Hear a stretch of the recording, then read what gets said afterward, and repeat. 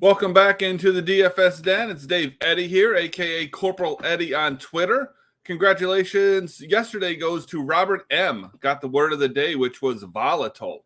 So let's see who can get today's word of the day.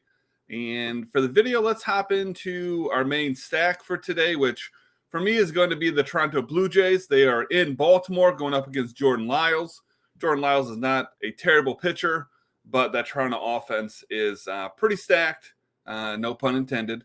And I expect them to put up some runs today. They're the second highest expected team run total of the day. Now, the cherry on top of that lineup for me is going to be Vladimir Gurio Jr. He's going to be hitting right at the top or in the middle of that order. And again, the plan is that if and when Toronto goes off, that Vladimir Gurio Jr. is kind of the catalyst behind that. And he's been ridiculous lately. He's got a hit in 18 straight games, multiple hit effort in 4 of the last 6 as well. So this is a guy that, MVP caliber talent. And so we're paying up for him, but it's worth it to make sure he's part of that stack. Now, the other guy that I like Dalton Varshall. He's got a matchup against Pittsburgh going up against Tyler Beede.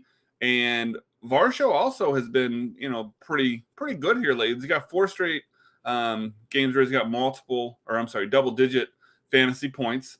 He's got a hit in 4 straight games, multiple hit effort in 3 of the last 6, and a home run in 2 of the last 3. So his price tag isn't too crazy, and so he's a guy that I think we can look at to save a little bit of money. Now, the Toronto stack itself is relatively expensive, but pitching-wise, even though we are staying at or near the top third, it's not as expensive as usual. We're not spending nearly as much money as we normally would, partly because it's such a small slate. We've only got 7 games to choose from. But pitchers I'm looking at, still, like I said, top third. I'm looking at Blake Snell going up against San Francisco, and I'm looking up Zach Gallen against the Pirates. So these are 2 guys that definitely have some strikeout potential. They're a little more volatile than I typically like my starting pitching. But again, when you've got this small of a slate, you don't have nearly as many options. So, to some extent, you kind of get what you can. So